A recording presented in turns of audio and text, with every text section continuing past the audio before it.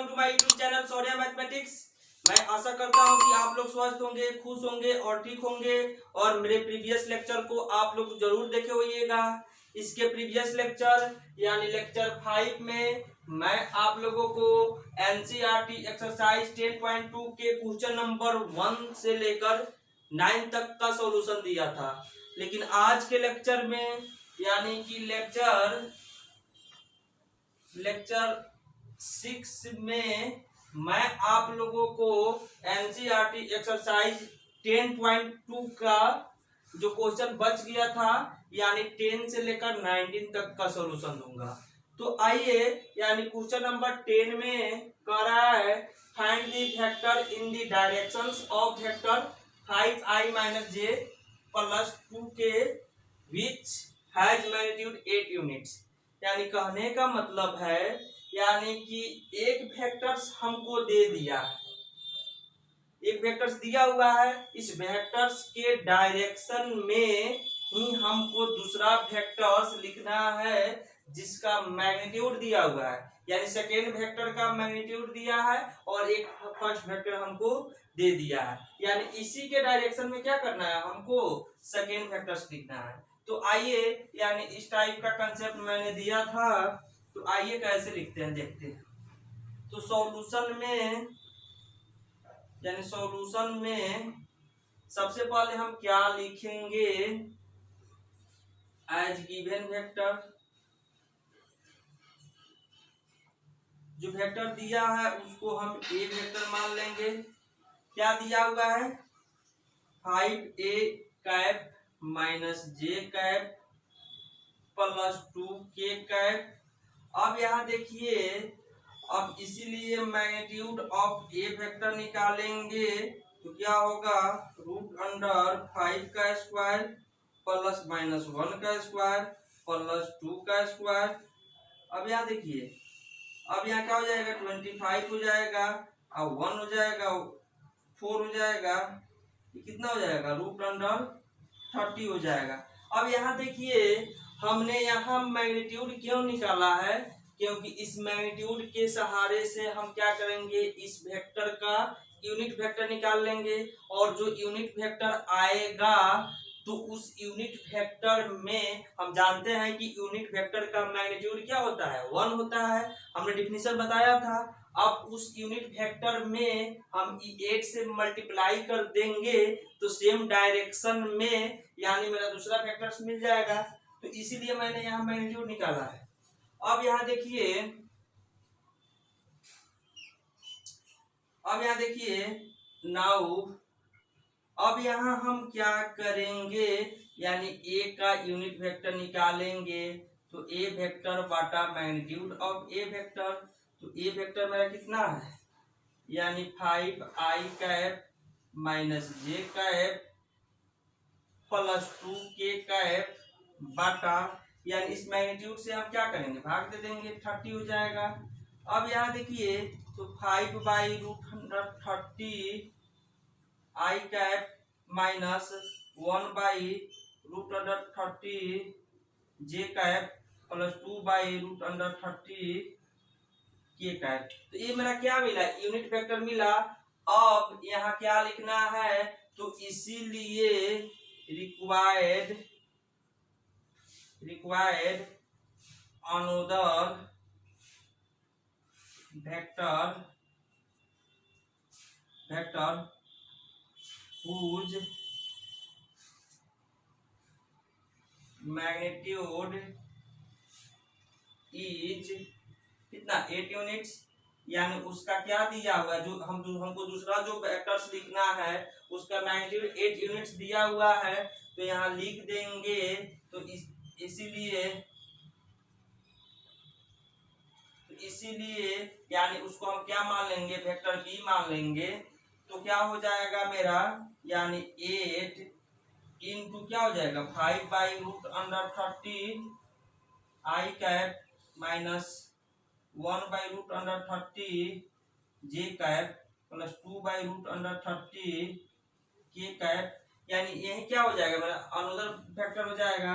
इसको एक स्टेप बढ़ा दीजिए, इसलिए बी वेक्टर मेरा हो जाएगा, क्या हो जाएगा, 40/√30 आई कैप माइनस कितना हो जाएगा 8/√30 जे कैप प्लस 16/√30 के कैप। यही मेरा क्या हो जाएगा, यानी दूसरा वेक्टर हो जाएगा। बहुत लोग यहीं पे क्या है कंफ्यूज है कि कैसे, यानी इसका अगर मैग्नीट्यूड निकालेंगे तो 8 यूनिट आएगा कि नहीं, क्योंकि हमको ऐसा वेक्टर लिखना था जिसका मैग्नीट्यूड 8 यूनिट होना चाहिए और डायरेक्शन क्या होना चाहिए, इस वेक्टर के डायरेक्शन के अकॉर्डिंग होना चाहिए। तो यहाँ आइए इसका हम क्या निकालते हैं, मैग्नीट्यूड निकालते हैं। यानी मैग्नीट्यूड निकाल के यानी आंसर हम यहीं पे छोड़ देंगे और इसका मैग्नीट्यूड निकाल के मैं आप लोगों को वेरीफाई कर रहा हूँ। तो आइए यानी कि मैग्नीट्यूड ऑफ बी वेक्टर जब निकालेंगे तो रूट अंडर यानी 40/√30 का स्क्वायर, फिर प्लस -8/√30 का स्क्वायर, फिर प्लस 16/√30 का स्क्वायर। अब यहाँ देखिए ये कितना हो जाएगा 1600/30 प्लस ये कितना हो जाएगा 64/30 प्लस ये कितना हो जाएगा 256/30। अब सबको ऐड कर दीजिए, 30 क्या हो जाएगा मेरा एलसीएम हो जाएगा 6 4 10, 10 का 0 कैरी 1, 5 6 11 1, 12 का 2 कैरी 1, उसके बाद हो जाएगा कितना 6, फिर 6 2 8 और 1 19 और 1 का 1 हो जाएगा, इतना हो गया। अब 0 से 0 गया, अब क्या हो जाएगा 192/3 हो जाएगा। अभी काटिए इसको, क्या हो जाएगा यानी कि 6 3 जा 18 और 1 जाएगा तो कितना हो जाएगा 12 हो जाएगा, यहाँ 4 हो जाएगा तो 4 का स्क्वायर क्या होता है 8 स्क्वायर यूनिट आ गया मेरा। तो कहने का मतलब है यानी हमको ऐसा वेक्टर लिखना था जिसका यानी कि मैग्नीट्यूड क्या आना चाहिए, यानी 8 यूनिट्स आना चाहिए। तो इसको आप लोग लिखिए, इसके बाद मैं आप लोगों को क्वेश्चन नंबर 11 बता रहा हूँ। So that the vectors 2i cap minus 3j cap plus 4k cap and minus 4i cap plus 6j cap minus 8k cap are collinear. यानी कि यहाँ पे दो गो वेक्टर दिया गया है, दोनों को कोलिनियर बताना है। कोलिनियर का हिंदी क्या होता है, एक रैखिक, यानी कि दोनों वेक्टर एक ही रेखा पे होना चाहिए। तो आइए यानी कि हम इसको क्या करते हैं, यानी कि प्रूफ करते हैं कि दोनों कैसे कोलिनियर होगा। तो सबसे पहले सॉल्यूशन में यानी कि एज गिवन वेक्टर जो वेक्टर्स दिया है उसको एक बार लिख देंगे। तो एक वेक्टर मान लेते हैं मेरा कोई है जो 2i कैप है minus 3j cap plus 4k cap and B vector मेरा जो है वह क्या है -4i cap plus 6j cap minus 8k cap. अब यहाँ देखिए, अब इसी बी वेक्टर को हम आगे बढ़ाएंगे, इसको हम 1 मान लेंगे। अब जब इसको आगे बढ़ाएंगे तो इसको लिख सकते हैं B vector is equal to, इसमें से -2 को जब कॉमन लेंगे तो यहाँ क्या हो जाएगा 2i cap minus 3j cap plus 4k cap. समझ में आ रहा है। तो यानी कि यहाँ क्या हो गया -2 और इतना के जगह पर हम वेक्टर ए को लिख सकते हैं। तो यहाँ बी वेक्टर जो आया मेरा वह -2a वेक्टर आया। तो इसका मतलब है जो मेरा ए वेक्टर है वह उसका डायरेक्शन जो होगा बी वेक्टर के डायरेक्शन के क्या होगा विपरीत होगा। तो अगर यहाँ हम मान लेते हैं ये मेरा बी वेक्टर है, यानी ये बी वेक्टर है, तो इसका मतलब है कि मेरा ए वेक्टर जो होगा इसका डायरेक्शन क्या होगा यानी कि 2a वेक्टर, यानी इसका जितना मैग्नीट्यूड होगा ना उसका दुगुना इसका मैग्नीट्यूड होगा। यानी दोनों एक ही लाइन पे लाई करेगा, लेकिन क्या होगा कि इसका मैग्नीट्यूड जो होगा इसके मैग्नीट्यूड से क्या होगा यानी कि हाफ होगा, यानी इसका मैग्नीट्यूड इसके मैग्नीट्यूड से दुगुना होगा।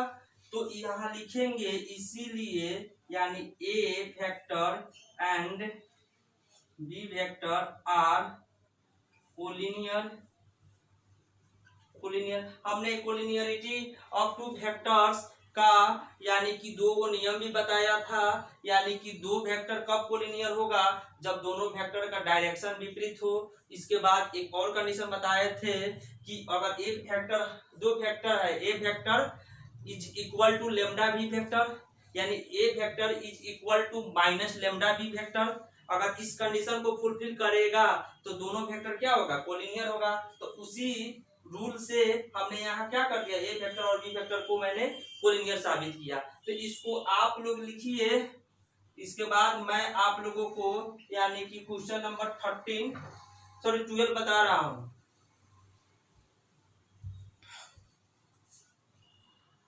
क्वेश्चन नंबर 12 में कह रहा है find the direction cosines of the vectors, इतना यानी वेक्टर हमको दिया गया है, इसका डायरेक्शन कोसाइन पूछ रहा है।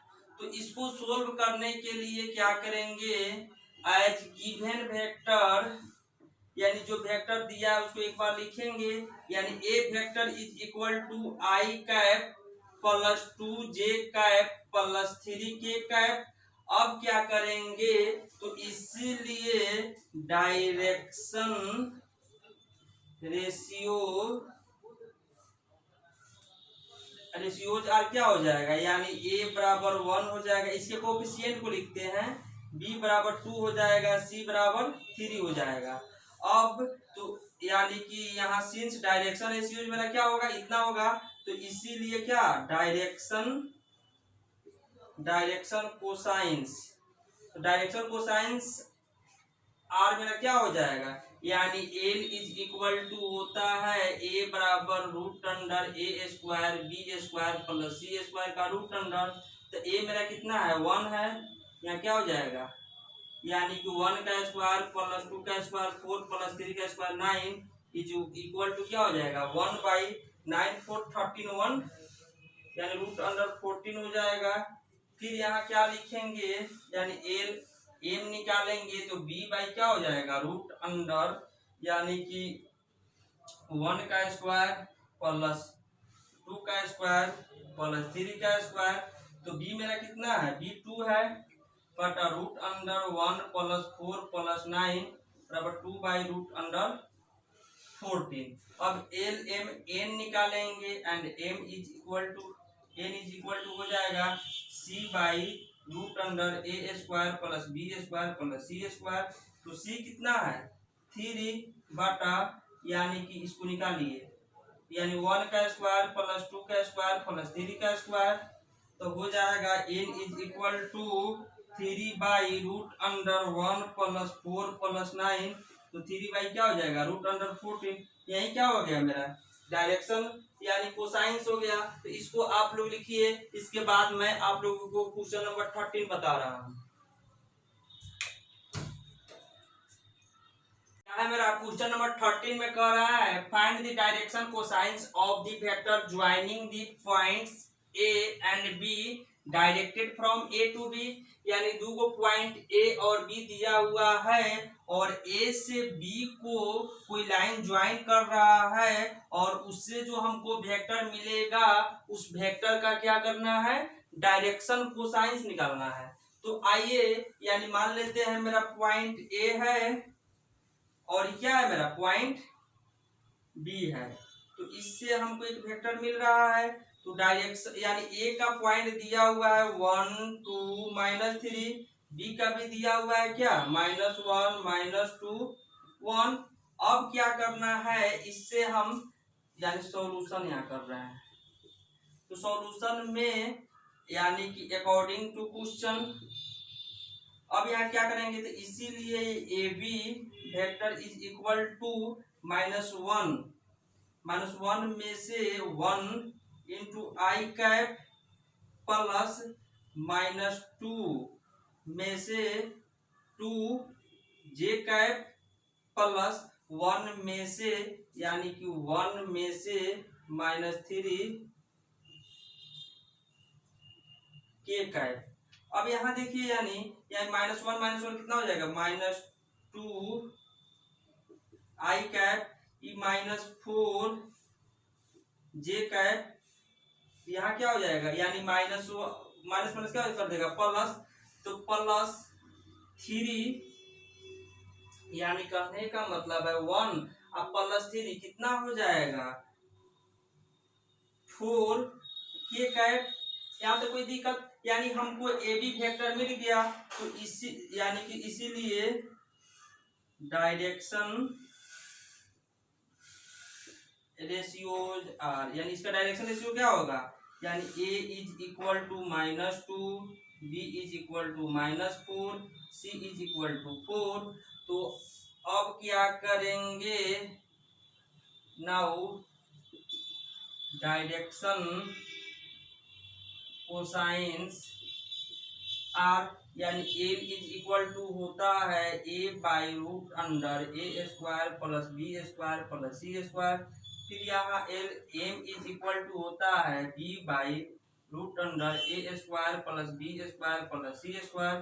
फिर यहाँ एन इज इक्वल टू होता है C by root under A square plus B square plus C square. अब यहाँ देखिए इसमें वैल्यू को रखिए, तो ए का मेरा वैल्यू क्या है -2 रूट अंडर -2 का स्क्वायर प्लस बी का वैल्यू क्या है -4 का स्क्वायर प्लस सी का वैल्यू क्या है 4 का स्क्वायर। तो यहाँ क्या हो जाएगा -2 बटा, यानी यहाँ हो जाएगा -2 का स्क्वायर क्या हो जाएगा +4, फिर -4 का स्क्वायर क्या हो जाएगा 16 हो जाएगा, फिर यहाँ क्या हो जाएगा 16 हो जाएगा। फिर यहाँ इसको करेंगे तो यहाँ हो जाएगा मेरा m is equal to b का वैल्यू क्या है, b का वैल्यू मेरा है -4, तो ऊपर -4 रखेंगे, नीचे क्या रखेंगे, यानी रूट अंडर -2 का स्क्वायर प्लस -4 का स्क्वायर प्लस 4 का स्क्वायर। यहाँ क्या हो जाएगा रूट, यानी -4 बटा रूट अंडर क्या हो जाएगा 4 प्लस 16 समझ में आ रहा है। फिर यहाँ क्या करेंगे, n इज इक्वल टू सी का वैल्यू कितना है 4 है, तो 4 बटा रूट अंडर -2 का स्क्वायर प्लस -4 का स्क्वायर प्लस 4 का स्क्वायर क्या हो जाएगा, n इज इक्वल टू 4 बटा हो जाएगा रूट अंडर, यानी कि 4 प्लस 16। अब यहाँ देखिए इसको फिर निकालिए, यानी -2 बाई कितना हो जाएगा रूट अंडर 36। फिर यहाँ क्या हो जाएगा m इक्वल टू हो जाएगा -4 बाई क्या हो जाएगा रूट अंडर 36। फिर यहाँ क्या हो जाएगा n इज इक्वल टू क्या हो जाएगा, यानी 4 बाई रूट अंडर 36। तो यहाँ पे क्या मिला, तो यहाँ एल हो गया, तो इसीलिए एल बराबर हो जाएगा, यानी -2/6 कट के क्या हो जाएगा -1/3। फिर यहाँ m इज इक्वल टू हो जाएगा -4/6, तो यहाँ हो जाएगा -2/3। फिर यहाँ n इज इक्वल टू हो जाएगा 4/6 इज इक्वल टू 2/3। तो यही क्या हो गया मेरा डायरेक्शन कोसाइंस हो गया। तो इसको आप लोग लिखिए, इसके बाद मैं आप लोगों को क्वेश्चन नंबर 14 बता रहा हूँ।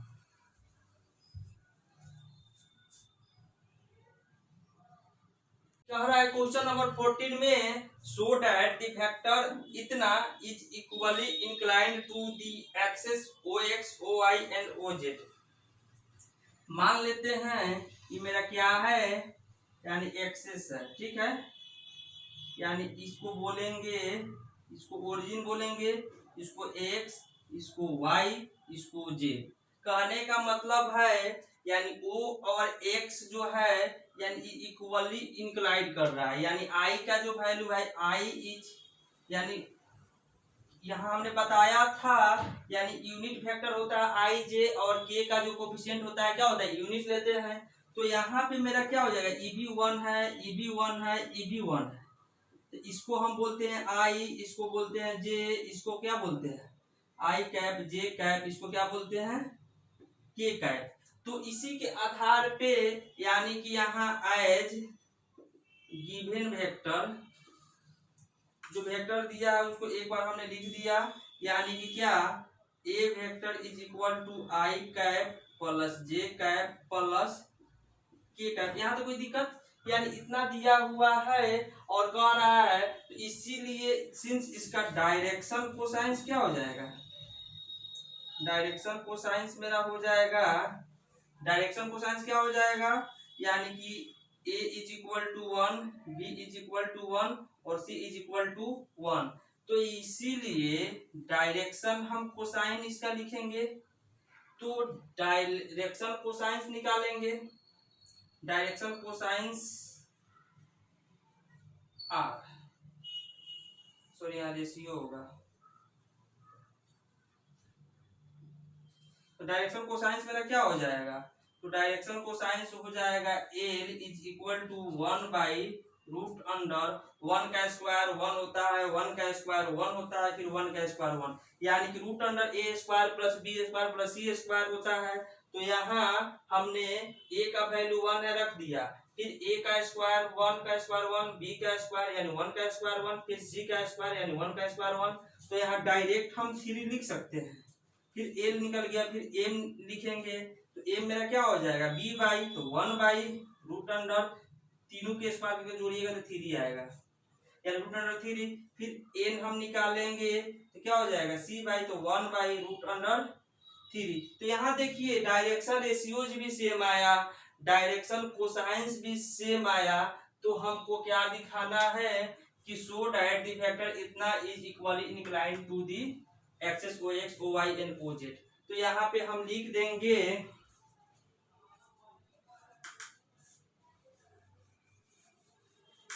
तो यहाँ लिख देंगे,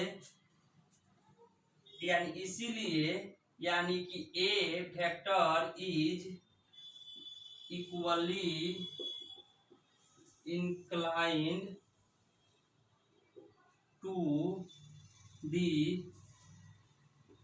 access O X O Y and O Z, यही हमको दिखाना था, यही मेरा आंसर हो जाएगा। तो इसको आप लोग लिखिए, इसके बाद मैं आप लोगों को क्वेश्चन नंबर 15 बता रहा हूं।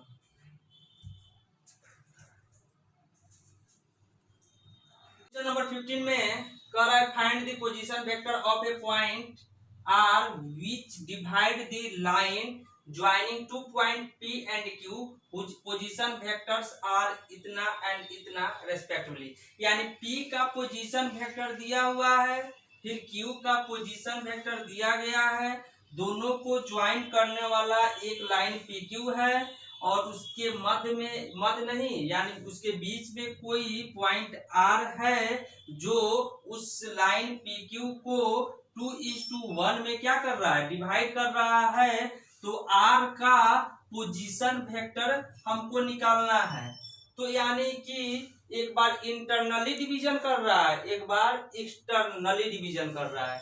तो आइए यानी कि हम इसका पोजीशन वेक्टर निकालते हैं। तो यहाँ सबसे पहले जो दिया है उसको एक बार लिख देंगे एज गिवन, यानी कि यहाँ हम क्या लिखेंगे, यानी कहने का मतलब यहाँ हमको ए वेक्टर दिया है, ए वेक्टर दिया है, तो ए वेक्टर मेरा कितना है, यानी पी के पॉइंट को ए वेक्टर मान लेंगे। तो यहाँ लिखेंगे I cap plus 2j cap minus K cap and B vector हमको दिया गया है क्या, minus I cap plus J cap plus K cap and m is to 1, m is to n equal to दिया है 2:1, तो इसीलिए m मेरा क्या है 2 है और n मेरा क्या है 1 है। तो आइए यानी एक में कह रहा है internally division, internally division, internally division हमने बताया है, इंटरनली डिवीजन के लिए फॉर्मूला होता है यानी r vector is equal to होता है यानी mb vector plus na vector बाटा m प्लस n। तो यानी कि मेरा m कितना है, m मेरा 2 है, तो 2 इंटू b वेक्टर कितना है, यानी minus I cap plus J cap plus K cap, फिर यहाँ क्या है n मेरा कितना है 1 है, प्लस 1 इंटू ए मेरा कितना है I cap plus 2j cap minus K cap बटा 2 + 1 हो जाएगा। कोई दिक्कत? अब यहाँ देखिए, अब इसमें गुना कर दीजिए, यानी -2i cap plus 2j cap plus 2k cap, इसमें गुना कीजिए, यानी +i cap plus 2j cap minus k cap बटा 3 हो जाएगा। अब यहाँ देखिए, यानी -2i कैप i कैप क्या हो जाएगा, -i कैप यानी -1/3 i कैप हो जाएगा। फिर उसके बाद 2j कैप 2j कैप कितना हो जाएगा, प्लस 4/3j कैप, फिर प्लस यानी 2k cap minus k cap, तो 1/3k कैप। यही मेरा क्या हो जाएगा, यानी कि आर वेक्टर का पोजीशन हो जाएगा जब इंटरनली डिवीजन करेगा। अब इसके बाद क्या है, यानी कि 2 नंबर में एक्सटर्नली डिवीजन यानी बाह्यतम जब डिवाइड करेगा, ये अंदर डिवाइड कर रहा है यानी पीक्यू के अंदर, एक बार पीक्यू के बाहर डिवाइड कर रहा है, तो उसका यानी आर का पोजीशन वेक्टर क्या होगा। तो इसके लिए हमने फॉर्मूला बताया था कि mb vector minus na vector बटा m माइनस n। अब यहाँ देखिए m मेरा क्या है, 2 है, और b वेक्टर कितना है, -i cap plus j cap plus k cap. फिर यहाँ क्या हो जाएगा, माइनस n मेरा कितना है, 1 है, तो 1 रखेंगे। उसके बाद a वेक्टर कितना है, तो i cap plus 2j cap minus k cap बटा m माइनस n, तो 2 - 1, कोई दिक्कत? गुना कर दीजिए, -2i cap plus 2j cap plus 2k cap minus i cap minus 2j cap plus k cap बटा यहाँ 1 हो जाएगा। तो यहाँ देखिए, यहाँ अब -2i कैप i कैप, तो यहाँ क्या हो जाएगा, -3i cap plus 2j cap minus 2j cap, तो क्या हो जाएगा, प्लस 0j कैप। फिर यहाँ क्या है, plus 2k cap plus k cap, तब प्लस 3k कैप। तो यहाँ देखिए, यहाँ क्या करेंगे, 3 को कॉमन निकाल लेंगे, तो -i cap plus k cap, यही मेरा क्या हो जाएगा, आंसर हो जाएगा। तो इसको आप लोग लिखिए। इसके बाद मैं आप लोगों को क्वेश्चन नंबर 16 बता रहा हूँ।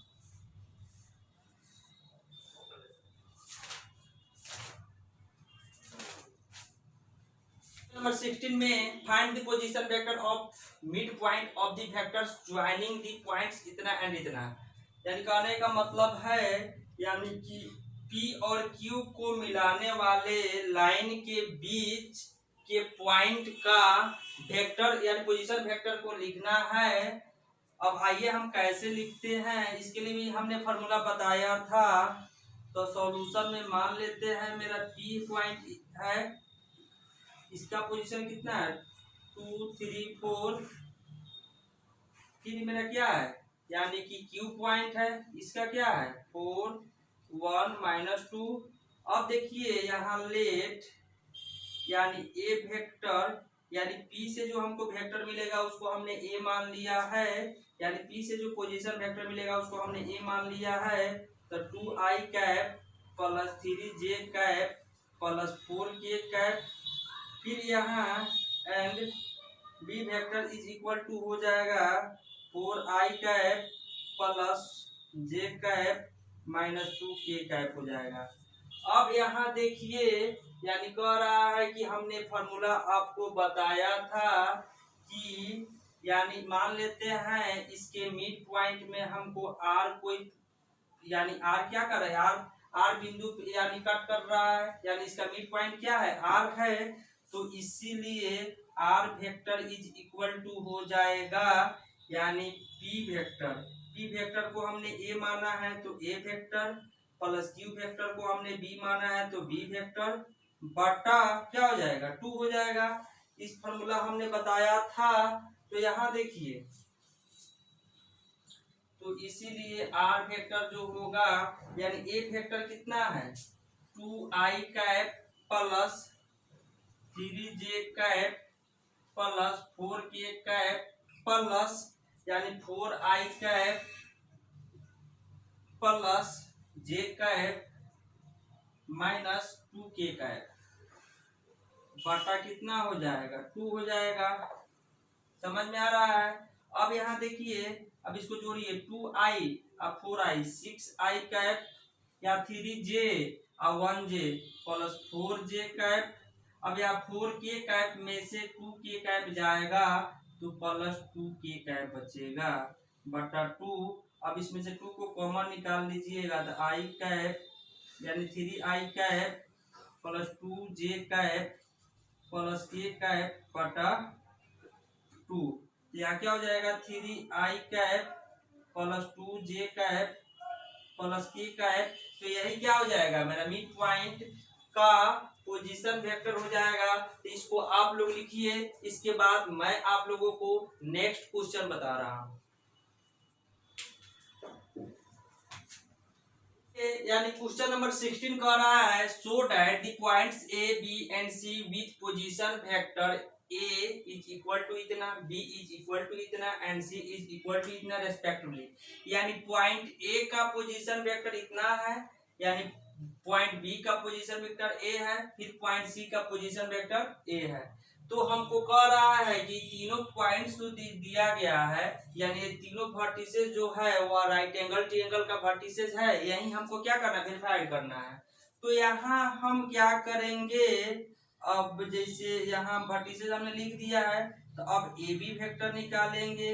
तो ए बी वेक्टर निकालने के लिए बी में से ए को घटाते हैं तो 2 में से 3 जाएगा 2 माइनस 3i कैप, फिर क्या हो जाएगा प्लस यानी -1 में से यानी -4 जाएगा तो माइनस माइनस प्लस 4 जे कैप हो जाएगा, फिर प्लस अब यहाँ देखिए 1 में से -4 जाएगा तो प्लस 4 के कैप हो जाएगा। यहाँ देखिए यहाँ 2 माइनस 3 तो -1, इसको क्या लिख सकते हैं यानी -i कैप, फिर यहाँ देखिए प्लस 3j कैप, यहाँ क्या हो जाएगा प्लस 5k यानी k कैप। तो इसीलिए magnitude of A B vector निकालेंगे तो रूट अंडर क्या हो जाएगा -1 का स्क्वायर प्लस 3 का स्क्वायर प्लस 5 का स्क्वायर कितना हो जाएगा रूट अंडर 1 का स्क्वायर 1 होगा, 3 का स्क्वायर 9 होगा तो 9 1 10 और 5 का स्क्वायर 25 होगा तो 25 और 10 कितना हो जाएगा 35 हो जाएगा। तो यानी हमको ए बी वेक्टर का मैग्नीट्यूड हमने निकाल दिया। अब क्या करेंगे अगेन, फिर हम क्या निकालेंगे यानी ए बी वेक्टर हमने निकाला तो अब ए सी वेक्टर निकालेंगे। तो ए सी वेक्टर हो जाएगा यानी सी में से ए को घटाएंगे तो 1 में से 3 जाएगा यानी आई कैप हो जाएगा, प्लस फिर -3 में से -4 घटाएंगे तब प्लस 4j कैप हो जाएगा, फिर -5 में से यानी -5 में से -4 जाएगा k कैप हो जाएगा। यहाँ तो कोई दिक्कत, यहाँ -2i कैप या क्या हो जाएगा प्लस j कैप, फिर क्या हो जाएगा प्लस यहाँ देखिए यहाँ क्या होगा -k कैप हो जाएगा। तो इसीलिए magnitude of A C vector निकालेंगे तो रूट अंडर -2 का स्क्वायर प्लस 1 का स्क्वायर प्लस -1 का स्क्वायर कितना हो जाएगा रूट अंडर यानी 1 का स्क्वायर 1 होगा, फिर -1 का स्क्वायर क्या होगा 1 होगा, फिर -2 का स्क्वायर 4 होगा तो क्या हो जाएगा रूट अंडर 6 हो जाएगा। अब क्या निकालेंगे अगेन हम क्या निकालेंगे यानी ए बी निकाला ए सी निकाल दिया मैंने, बी सी वेक्टर निकालेंगे तब बी सी वेक्टर तो यानी कि सी में से बी को घटाएंगे तो यहाँ क्या होगा 1 में से यानी 2 जाएगा आई कैप, फिर उसके बाद प्लस यानी -3 में से यानी -3 + 1 जे कैप हो जाएगा। फिर यहाँ देखिए -5 में से यानी -5 में से 1 जाएगा के कैप। अब यहाँ देखिए तो 1 में से -2 जाएगा तो -i कैप प्लस -3 में 1 जोड़ेंगे तो क्या हो जाएगा -2 जे कैप प्लस यहाँ क्या हो जाएगा -6 के कैप हो जाएगा। अब इसीलिए मैग्नीट्यूड ऑफ बीसी वेक्टर, अब मैग्नीट्यूड ऑफ बीसी वेक्टर निकालेंगे तो क्या हो जाएगा √(-1) का स्क्वायर प्लस -2 का स्क्वायर प्लस -6 का स्क्वायर इज इक्वल टू, अब देखिए यानी -1 का स्क्वायर क्या होगा 1 होगा, -2 का स्क्वायर क्या होगा 4 होगा, फिर -6 का स्क्वायर क्या होगा 36 होगा। तो यहाँ 36 और 4 कितना हो जाएगा 41 यानी √41 हो जाएगा। तो यहाँ देखिए सिंस AB वेक्टर यानी AB वेक्टर जोड़ AC vector is equal to क्या BC वेक्टर, इसीलिए यानी A वेक्टर यानी ABC form a triangle. Again क्या करेंगे यहाँ यानी कि AB स्क्वायर जोड़ AC स्क्वायर जोड़ BC स्क्वायर निकालेंगे। तो AB कितना है मेरा AB का वैल्यू हमको निकला है 35, तो √35 का स्क्वायर। AC मेरा कितना निकला है यानी √6 का स्क्वायर। फिर BC मेरा कितना निकला है √41 का स्क्वायर। फिर क्या निकला हमको यानी कि 35 + 6 is equal to 41, that is 41 is equal to 41। तो इसीलिए AB and C formed a right angle triangle. यानी कहने का मतलब है यहाँ लंब स्क्वायर जो कर्ण स्क्वायर यानी लंब स्क्वायर जो बेस स्क्वायर क्या हो गया यानी हमको हाइपोटेनस के इक्वल आ गया।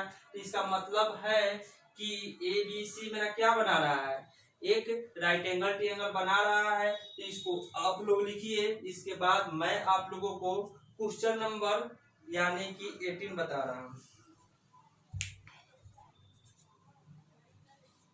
यानी इसको हम क्या करते हैं क्वेश्चन नंबर 18 में कह रहा है in triangle ABC figure 10.18 which of the following is not true. यानी कहने का मतलब है मान लेते हैं मेरा कोई ट्रायंगल है,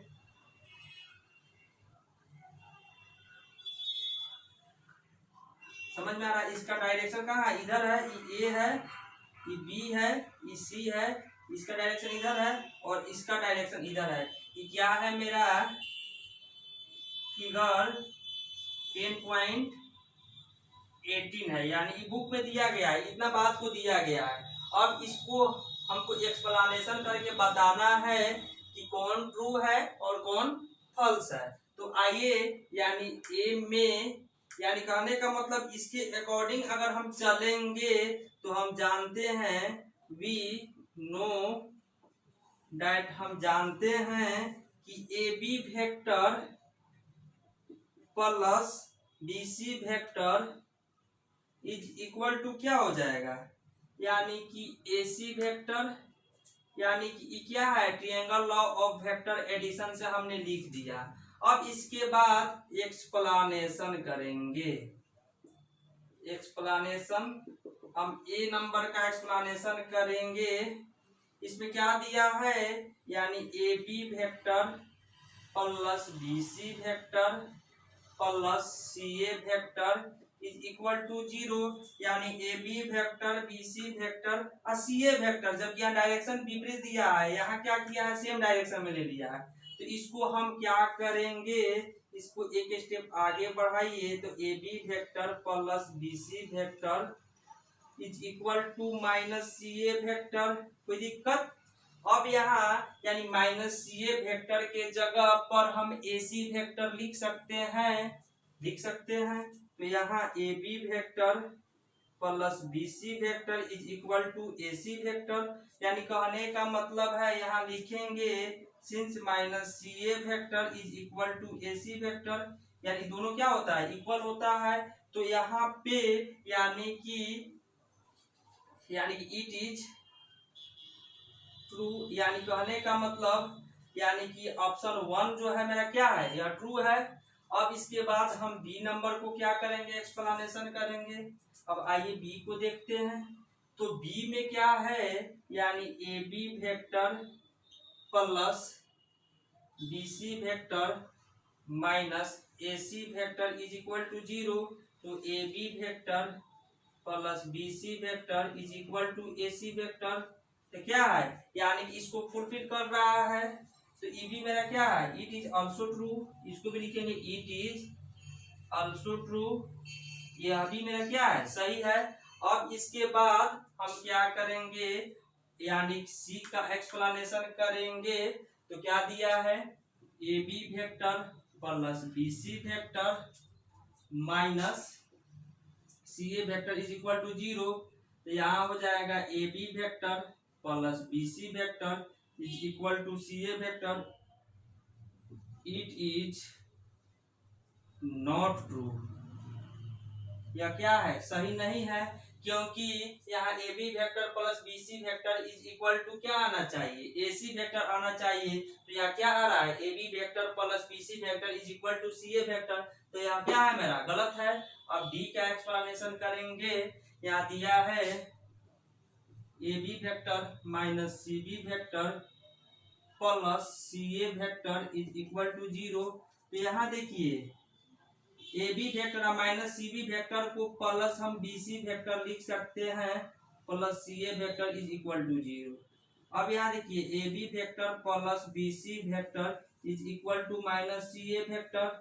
अब यहाँ देखिए AB vector plus BC vector, अब माइनस CA वेक्टर को हम AC वेक्टर लिख सकते हैं, दोनों इक्वल होता है, दोनों बात सेम है। तो यहाँ AB vector plus BC vector is equal to AC vector आ गया।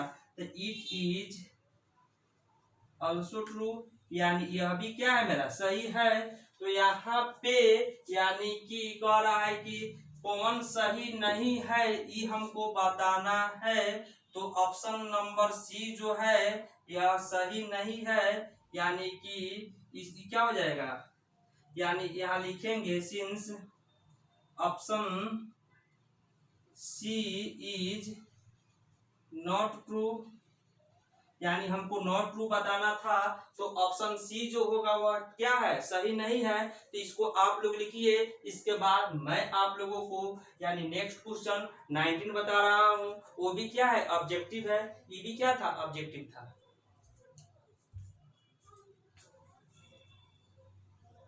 क्वेश्चन नंबर 19 है, यानी कि मेरा लास्ट क्वेश्चन है। कह रहा है कि if A and B are two collinear vectors, then which of the following are incorrect। यानी कहने का मतलब है A और B मेरा क्या है, दो कोलिनियर वेक्टर्स है। तो इनमें से यानी कि कॉमन कंडीशन जो दिया गया है वह मेरा इनकरेक्ट है। तो हमने यानी कोलिनियरिटी ऑफ टू वेक्टर्स बता रहा था, तो उस समय कुछ कंडीशन हमने बताया था। तो कहने का मतलब है यानी कि दोनों वेक्टर क्या होना चाहिए, पैरेलल होना चाहिए। उसके बाद सेकेंड नंबर कंडीशन था कि बी जो होगा वह लेमडा ए वेक्टर होगा, या ए जो होगा वह लेमडा बी वेक्टर होगा। यानी कि ए वेक्टर बी वेक्टर में हम कांस्टेंट से गुना करेंगे तो क्या होना चाहिए, दोनों इक्वल होना चाहिए। यानी कहने का मतलब मेरा फर्स्ट क्या है, यानी ऑप्शन ए ट्रू है, यानी इट इज ट्रू। फिर उसके बाद यानी कि यहाँ डायरेक्शन पे डिपेंड नहीं करता है, ये सेम भी हो सकता है विपरीत भी हो सकता है। ये मेरा ई भी क्या है, यानी इट इज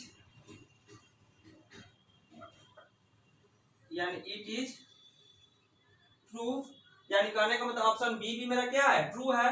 फिर कह रहा है कि the respective component of A vector and B vector are not proportional. यानी मेरा क्या है, ऑप्शन नंबर सी भी मेरा क्या है, यानी ट्रू है।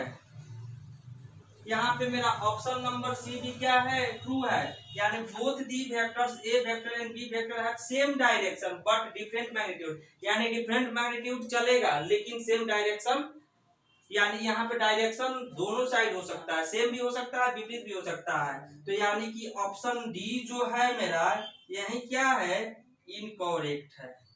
बात समझ में आ रहा है? तो इसको आप लोग लिखिए। इसके बाद यानी आज का लेक्चर मेरा यहीं पे एंड होता है और मैं कल से आप लोगों को नेक्स्ट कंसेप्ट बताऊंगा जिस पे यानी कि 10.3 आपका बनना स्टार्ट होगा। तो हाय गाइज, अगर मेरा वीडियो अच्छा लगा होगा तो प्लीज शेयर एंड सब्सक्राइब कीजिएगा और बेल आइकन को दबाइएगा। Thank you. जय हिंद, जय भारत।